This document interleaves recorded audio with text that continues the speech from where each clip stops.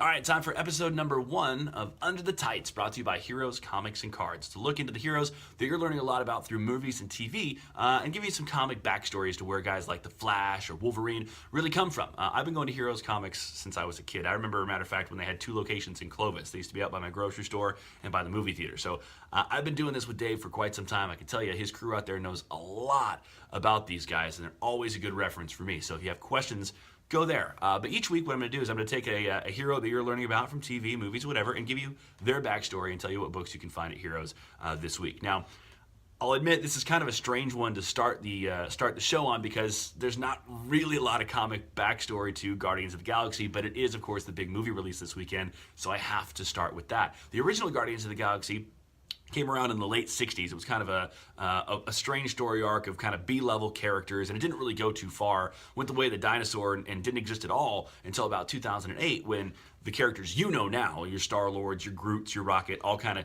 came back together. But still, even then, it was B-level and really was only for people who were really, really into stuff and needed books to read before the ones that were more popular came back around. When this first movie was released a few years back, I was surprised at how well it did. And then I saw it. And it was awesome because it's what movies are really all about. It was a popcorn flick. It was entertaining, and Chris Pratt as Star-Lord was amazing. So really, after that, not too surprised that they would go for volume 2 on this one. But as far as backstory is concerned, you're really not going to find a whole lot. There are some comics you can read, but this story isn't really connected so much to them. So as far as the movie this weekend, I would suggest you kick back, grab some popcorn, and enjoy. If you are looking for some new books this week, I got a few that I'm really into. I don't know if you've heard this or not, but apparently Captain America has been this long-rogging sleeper agent, and apparently he wasn't always fighting Hydra, but working for them. If you're interested to hear how Captain America's a bad guy, well, that book out this week at Heroes, and the ones that I've been very, very into, bam, right here. I know I'm a big Flash fan, you can see from the hat, but this crossover is not just the Flash. The DC Rebirth has been going on for about a year, and a lot of people trying to figure out how it weaves into the New 52.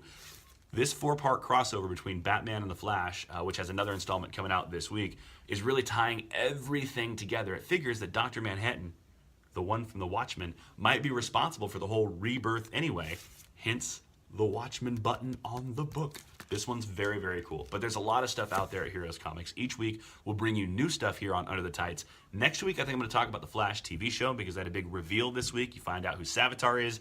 I know now because I watched it.